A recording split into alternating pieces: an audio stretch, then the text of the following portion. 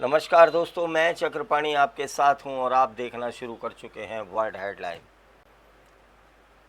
पूरा देश गुस्से में है और आज से नहीं, आज 9वां दिन है। 1 तारीख है आज और 22 तारीख को इस देश ने वो दर्द देखा, दर्द महसूस किया जिसमें हमारे 26 निर्दोष लोगों की जान चली गई। ऐसा आतंकवादी हमला जो अपने आप में देश में नहीं बल्कि दुनिया में अनोखा रहा, ऐसा क्रूर रहा जहां बड़े से बड़े हादसे भी सिहर उठते हैं, चौंक जाते हैं। सबको पता है कि नाम पूछकर गोली मारी, चुन चुन कर गोली मारी और गोली सिर्फ पुरुषों में मारी। महिलाओं को ये कहकर छोड़ दिया कि जाओ अपनी गवर्नमेंट को बताओ, जाओ मोदी जी को बताओ।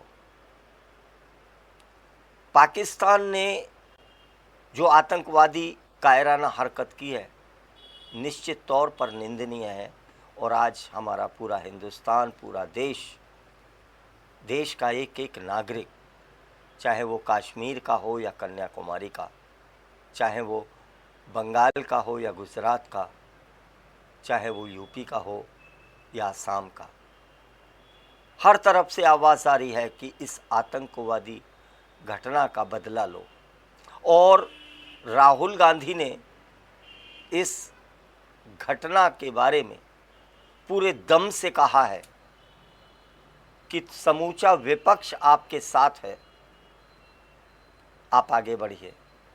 मोदी जी आप आगे बढ़िए, समूचा देश आपके साथ है, समूचा विपक्ष आपके साथ है।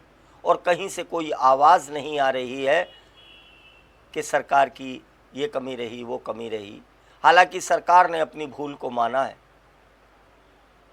कि कहीं चूक हुई है, लेकिन कोई भी बड़ा नेता विपक्षी दल का इस वक्त कोई सवाल नहीं कर रहा है।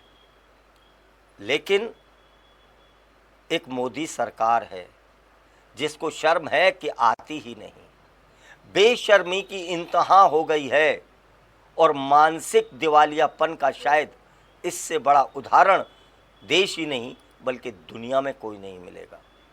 जो प्रधानमंत्री, जो सरकार में बैठे मिनिस्टर्स अपने अंधभक्तों के बीच में जा जाकर राष्ट्रवादिता का ढोल पीटते थे, खोखला ढोल पीटते थे, आज उनकी राष्ट्रवादिता की नानी मर गई है। सारे खामोश बैठे हैं, अंधभक्त के नाम का कोई चूजा भी आवाज नहीं निकाल रहा। ये तो कह रहे हैं हिंदू मुस्लिम करो, और ये हिंदू मुस्लिम की आवाज देने वाले मैं दावे के साथ और पूरी जिम्मेदारी के साथ कहता हूं कि चाहे वो उत्तर प्रदेश के मुख्यमंत्री आदित्यनाथ हों, जो भी हिंदू मुस्लिम की बात करता है, जो भी हिंदू मुस्लिम का जहर उगलता है, वो निश्चित तौर पर पाकिस्तानी है, वो निश्चित तौर पर देशद्रोही है, वो निश्चित तौर पर आतंकवादी है। और ऐसा दावा मैं इसलिए कर रहा हूं कि इन झूठे राष्ट्रवादियों की, इन झूठे नारेबाजी ने पाकिस्तान को एक क्लू दे दिया और पूरी दुनिया इस बात को कह रही है कि पाकिस्तान ने उसका सदुपयोग किया है। बल्कि बहुत साफ कहता हूं कि नरेंद्र मोदी सरकार के मुंह पर पाकिस्तान ने हिंदू मुस्लिम का तमाचा मारा है। ऐसा तमाचा मारा है हिंदू मुस्लिम का कि अब सरकार अपने किए हुए तमाम डायलॉग्स को, बोले गए तमाम डायलॉग्स को याद कर रही है। अब इन निर्लज्ज लोगों की कारगुजारी पे जरा सा ध्यान दीजिए, अभी भी बाज नहीं आ रहे हैं। पाकिस्तान पर कोई निर्णायक फैसला अभी तक नहीं ले पाए और नरेंद्र मोदी जी की सरकार का मानसिक दिवालियापन इस बात से भी जाहिर है कि उन्होंने राष्ट्रीय सुरक्षा बोर्ड का गठन तो किया, उससे पहले उन्होंने सर्वदलीय बैठक की जिसमें खुद नदारत रहे, और सरकार की तरफ से बयान ये देश में आया कि सरकार आतंकवाद से निपटेगी। अंग्रेजी में भी जाके बोला था। इस बात से ये तो जाहिर हो गया कि भले ही कम पढ़े लिखे हैं लेकिन कहीं ना कहीं तो पढ़े हैं, अंग्रेजी बोलते हैं। अंग्रेजी बोलने की ज़रूरत नहीं थी साहब बिहार में या मधुबनी में। आपने तो नाकारापन की, निकम्मेपन की एक पराकाष्ठा दिखा दी। आपको कश्मीर जाना था, मरहम लगाना था कश्मीर के घावों पर, वो भी तो हिंदुस्तानी है। और इस बार तो कश्मीर ने बता दिया, तमाम आंदोलन करके, तमाम प्रदर्शन करके बता दिया, और उन्होंने कहा भी कि हम हिंदुस्तान हैं, हम हिंदुस्तानी हैं, कश्मीर हिंदुस्तान है।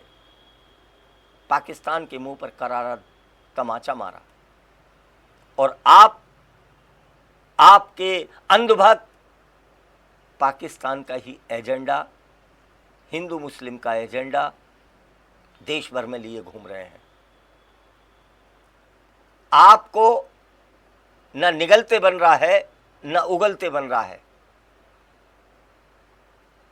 यहां मैं अपने सभी दर्शकों से भी ये बात कहना चाहता हूं कि ये नाकारा सरकार और मानसिक दिवालिया हो चुके नरेंद्र मोदी साहब उछल कूद मचा रहे हैं, एक बंदर जैसी उछल कूद, इस डाली से उस डाली, इस डाली से उस डाली। दूसरे जिस व्यक्ति को इन्होंने पप्पू बनाने में हजारों करोड़ रुपया फूंक दिया, उस पप्पू ने नरेंद्र मोदी को उल्टा पप्पू बना दिया है। नरेंद्र मोदी को घुटनों पर ले आए हैं राहुल गांधी, क्योंकि राहुल गांधी ने कहा है कि मोदी जी ये तमाम विपक्ष आपके साथ खड़ा है। आइए, राहुल गांधी ने अभी 2 दिन पहले क्या कहा। वो उत्तर प्रदेश आए थे और उत्तर प्रदेश में उन्होंने अमेठी दौरा भी किया, रायबरेली भी गए और कानपुर भी गए। उसके बाद में उन्होंने कहा है, तो आइए सुन लेते हैं कि उन्होंने क्या कहा। मैं आज कानपुर गया और वहाँ पे जो टेररिज्म के विक्टिम थे उनसे मैंने बात की, परिवार से मैंने बात की। कोल्ड ब्लडेड तरीके से उनके बेटे को मारा गया है। जिन लोगों ने ये किया है, जो भी हैं, कहाँ भी हैं, they have to pay for this and they have to pay for it properly, not in some half hearted way, ऐसे आलतू फालतू तरीके से नहीं। They have to pay for it properly, कि इनको याद रहे कि हिंदुस्तान के साथ ये नहीं किया जा सकता है। क्लियर हमने लाइन दी है, यूनानिमस लाइन, कि जो हुआ है एक्सेप्टेबल नहीं है, और पूरा का पूरा ऑपोजिशन 100% सपोर्ट सरकार को देगा और दे रहा है। नरेंद्र मोदी को एक्शन लेना है, एकदम एक्शन लेना है, और पूरा का पूरा विपक्ष उनके साथ खड़ा है।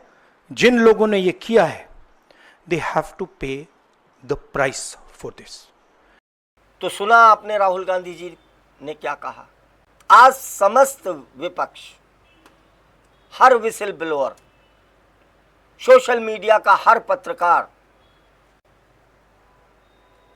हम अपनी सरकार के साथ खड़े हैं, माननीय प्रधानमंत्री के साथ खड़े हैं। मोदी जी, हम तुम्हारे साथ खड़े हैं, लेकिन अपनी जांबाजी तो दिखाओ। अरे डोकलाम में चाइना के सामने आप अपनी आंख नहीं दिखा पाए।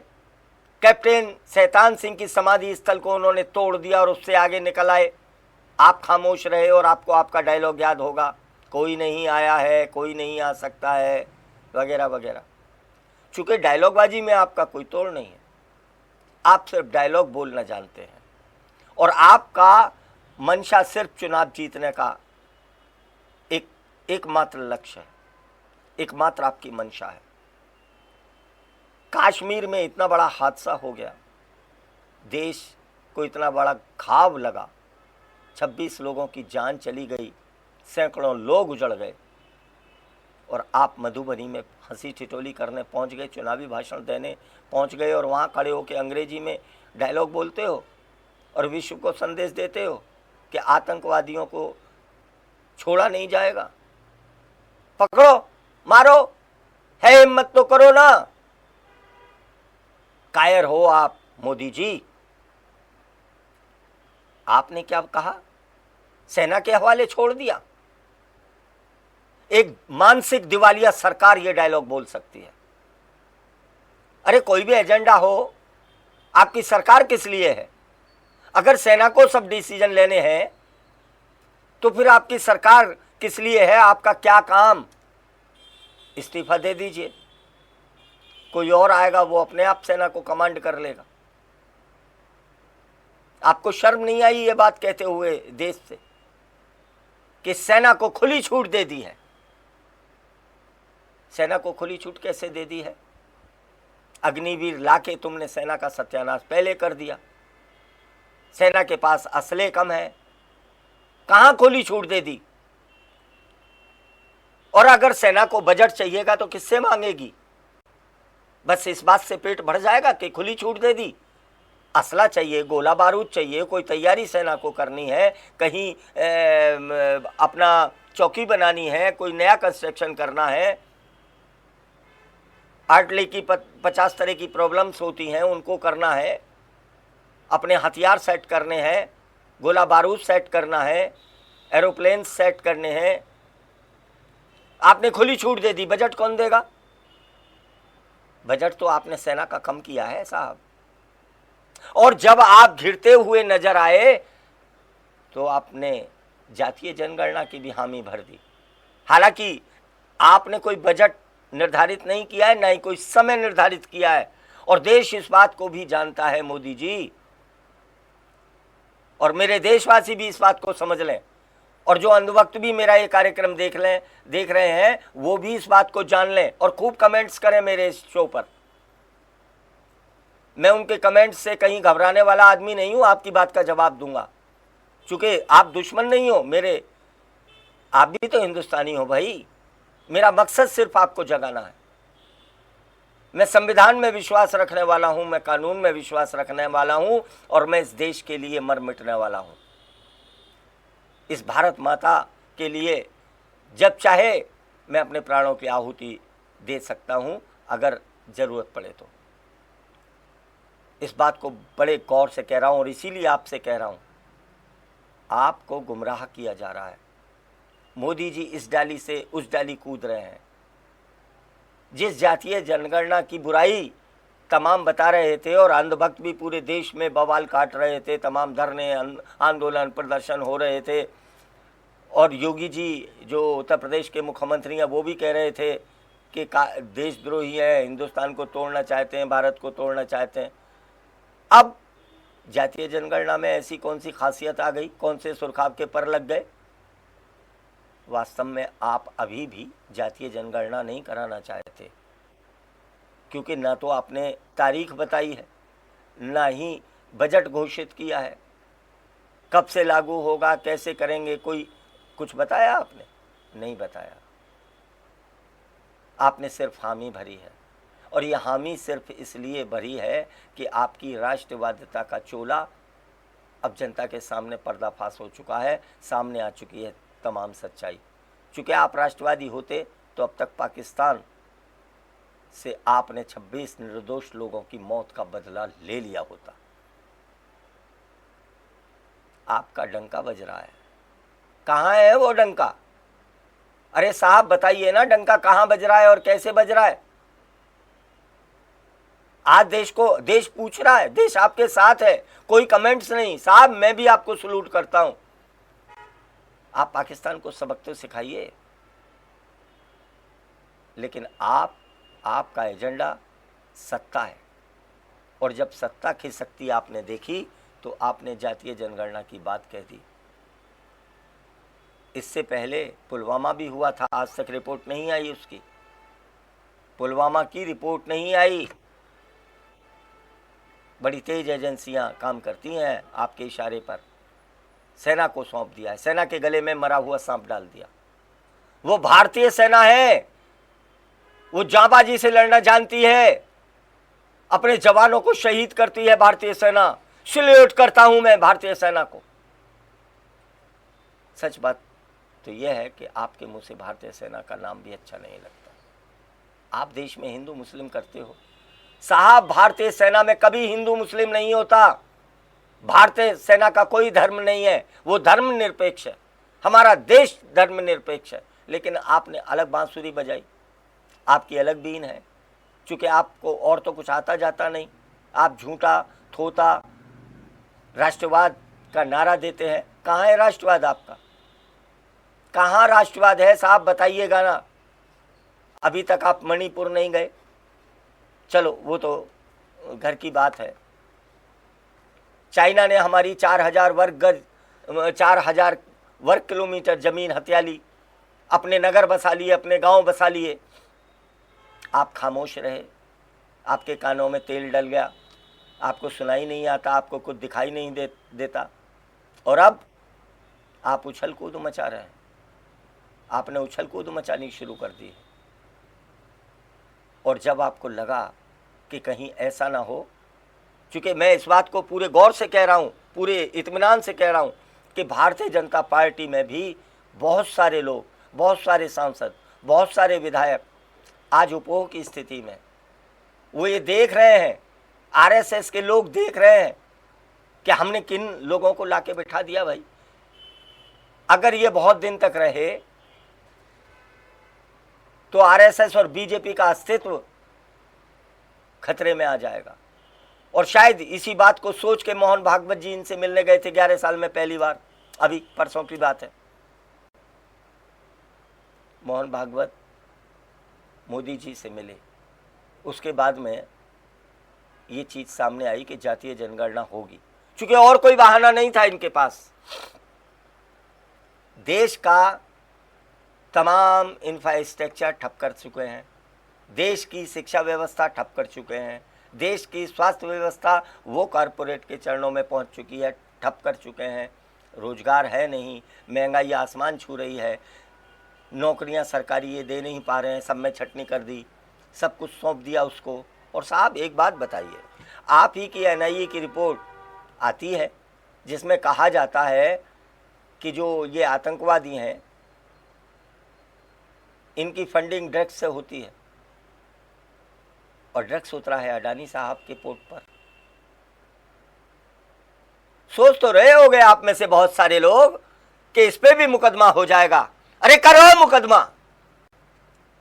आप जिसको चाहो देशद्रोही कह दो, तुम्हारे घर का कानून है क्या? मैं कहता हूं तुमको देशद्रोही। करो ना अडानी का पोर्ट बंद। आपने अटारी बॉर्डर बंद कर दिया, व्यापार पर रोक लगा दी, तमाम यहाँ की जो शादी करके लड़कियां आई थी उनको आपने पाकिस्तानी बता के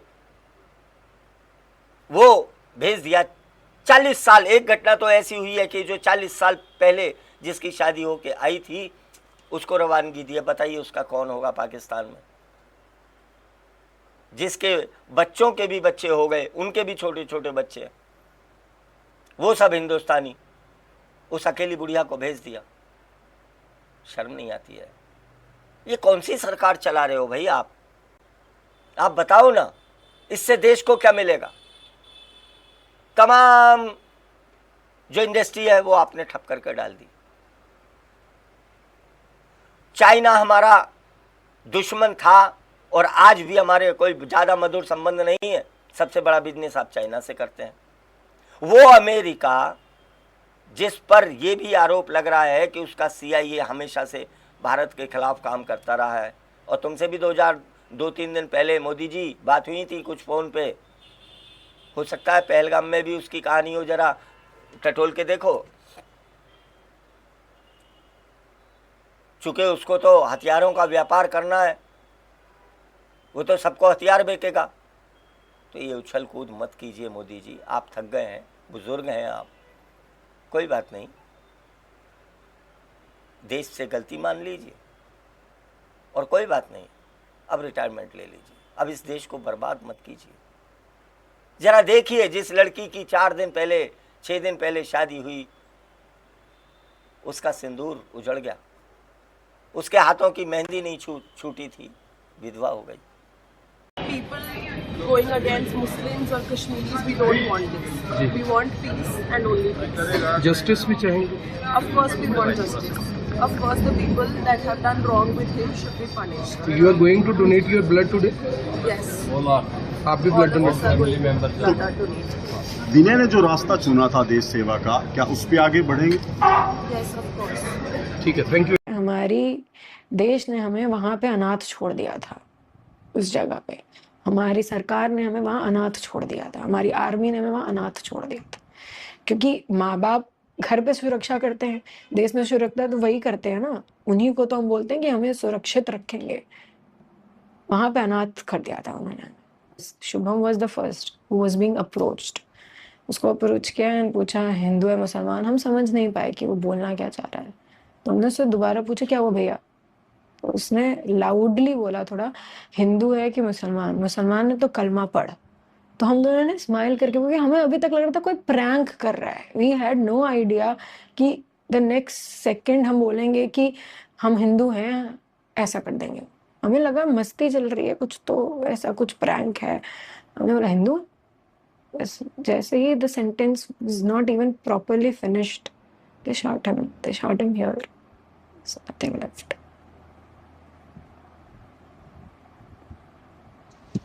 And the reason because he was shot for the first, सबसे पहला उसको, अगर शायद कहीं और किसी को गोली लगी होती हम भाग लेते, हम गेट के बहुत पास थे।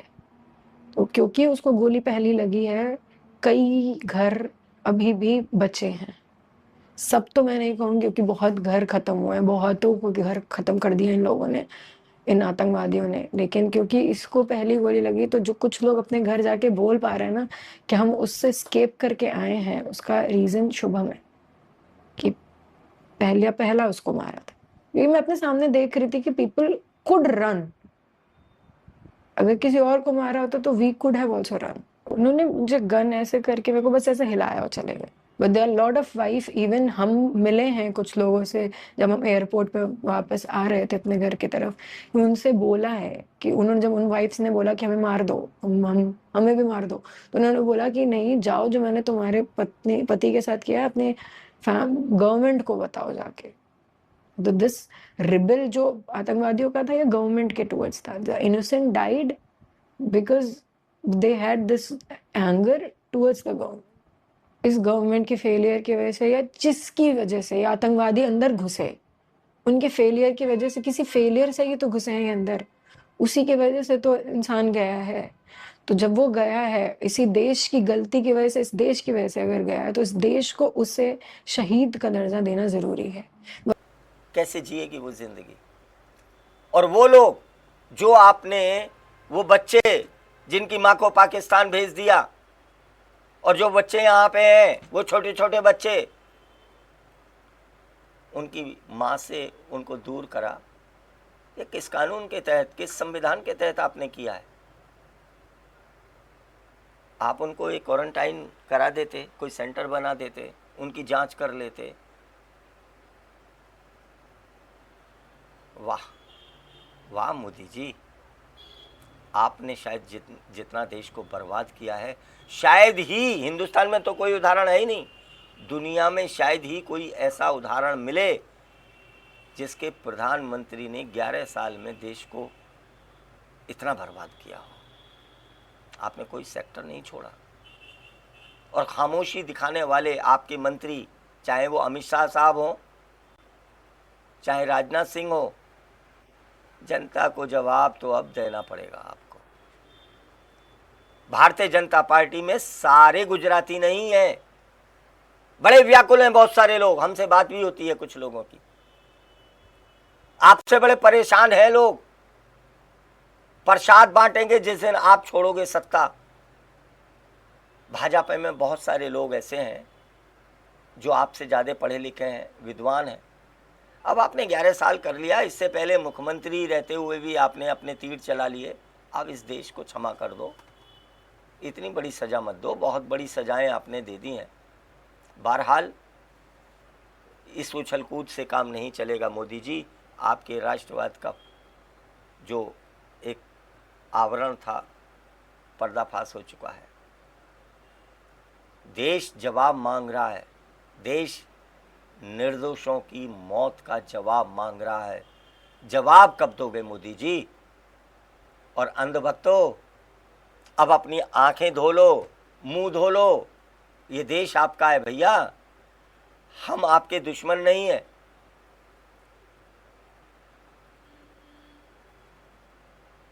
इससे ज़्यादा क्या कहूँ मैं आज।